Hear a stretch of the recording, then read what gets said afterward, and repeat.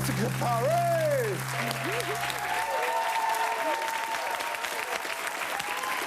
Hello, madam. Nice to see you. How are you? Well, thanks. And you? Thank you. Congratulations on quite a run, right? Thank you so much. How do you feel about it as it rolls out again? Amazing. Yeah. I'm so fortunate to be a part of it. It's really the best job that an actor can have because the writing is so beautiful and the costumes and the hair and makeup and. How do you keep your mouth shut about what's coming up? Like, I don't want to ruin it. Yeah, but so are you, is it a burden? Do you feel it? Are people always trying to?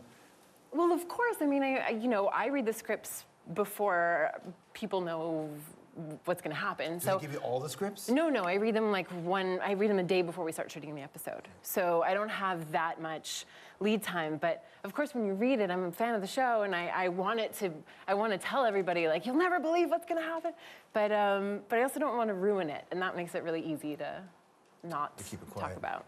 You know, it's funny, that show's been so great for complex characters, especially for women, and I wonder when the Megan character, when you started, just so hopeful that maybe that your character could get that shot to be so complex, and then it happens. You know, was that something that you were really looking forward to? Well, to be perfectly honest with you, when I got the job, I was living on my friend's couch, and I had this really terrible car. The engine had actually rusted through the supports and was somehow.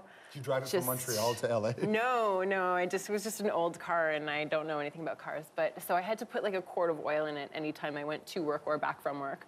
So I got the job, and I was just like, okay, I just need like a few episodes to repair my car. And then they kept asking for my availability to do more and more episodes, and I kept thinking for sure Megan is gonna fall down an elevator shaft and that'll be it. But I'm happy that I got to do 3 episodes or 5 episodes or then 9 episodes, and then it kept growing and growing, and then yeah, at the start of season 5, all of a sudden we knew so much more about Megan than we'd known in the year previous. Is it easier, or what kind of difference the audition would have been if there wasn't a real skeleton of desperation behind it? You hear these stories like Michael J. Fox took the call for Family Ties while sitting at a payphone. He had nothing. He was ready to drive back to British Columbia. That desperation is a real thing when you're down there. You know what? This is gonna sound terrible, but I was desperate for a long time before that. So, I mean, I'd already put my last dime in the meter, you know? You were still in one of the greatest movies of all time. You were in Hot Tub Time Machine, which is one of the greatest movies of all time. I sincerely mean that movie is the litmus test. If I meet a girl and she doesn't like Hot Tub Time Machine, we can't be together. Oh, that's right? fair. But had the desperation left a mark on you at that point? No, I think it's just that, you know, you go into these auditions and you really want to work, and there's something about that, like I'll do anything, that kind of freaks people out, understandably, I think. But at that point, I was like, what's next? Yeah. Like, what's gonna happen? I mean, I have nothing to lose, literally. How do you manage it? Did you manage it with tears? Did you manage it with resentment? How did you manage those darker periods? You know, I like to say that I'm a little bit delusional about my own self-worth.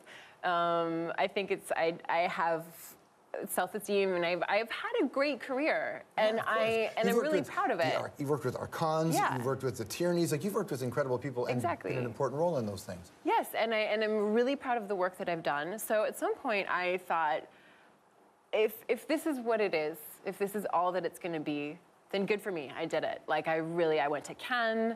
I did lots of amazing film festivals. I came to Toronto with a film.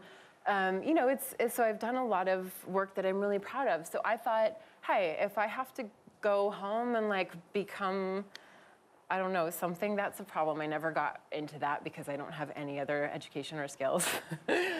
But luckily I got this job, right? So.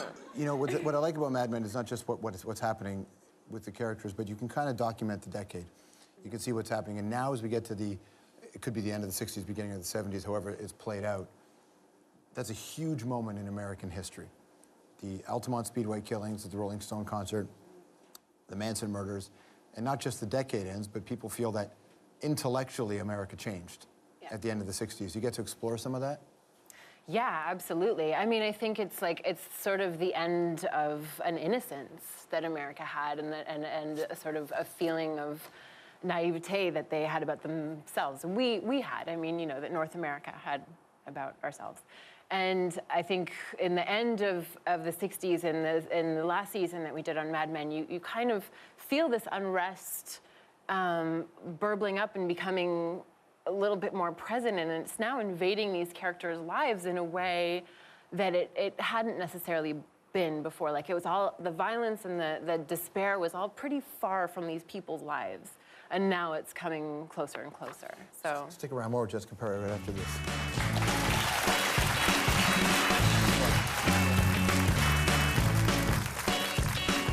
It sounds like every girl's birthday wish come true. We're going to surprise Jessica with a pony, of course. Well, sort of. Très bien fait.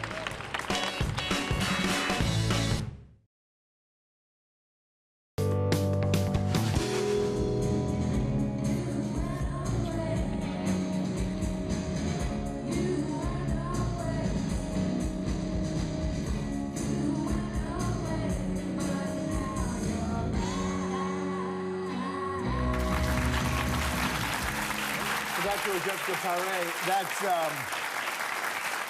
if you're a fan of that kind of music, then you know that being on stage with the Jesus and Mary chain is awesome. Yeah.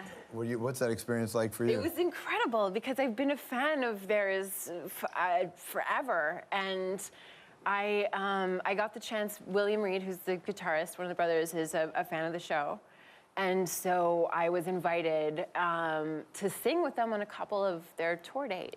And listen, give me a scene to do with a scene partner and a camera and 20 people. I'm not afraid at all. I love it. I live for that. But myself up on stage being this, like, not that cool. But with Jesus and Mary Chain, I had to suck it up because I felt like, you know, there are people who bought tickets and they got a babysitter and they took a cab into town and they went to dinner and they're buying drinks and this is their favorite band. Yeah. I was like, just don't ruin it for them. Here's something that I thought was amazing. Take a look at this. We're going to go back in your career, like way back, Oh my like God. 12. Okay. Jessica Paré, âgée de 12 ans, What? va monter Victor. Pour lui aussi, c'est un deuxième passage. Victor, qui est un Appaloosa, âgé de 9 I've ans. never seen this. Elle se retire maintenant du manège. That's amazing. I've never seen that. You never seen I it? don't know where that's from. I've never seen that in my life. Do you remember being on the horse? I remember being on, well, yeah, Victor, but I remember riding, like I used to ride a lot and I loved it, but I don't remember that. But I'm so cute, right? Yes, yes. Horses are way more intimidating than any band or any other career. The horse riding is nuts. Were you really good at it? Were you connected to it? I loved it. I don't know that I was like that good at it, but I started riding young enough, and so I was small enough that they could put me on like the bad ponies when I learned to ride. So these really evil ponies, so you'd be like going to take a jump and they would just stop right in front of the jump and you'd flip over, and I did that a few times for sure. So I don't know if that qualifies as good. You survived, so yes. Yeah. Congratulations on everything. It's so great. you so much. Right on. Jessica Paré, everybody. Mad Men Season 7 on AMC. We'll be right back.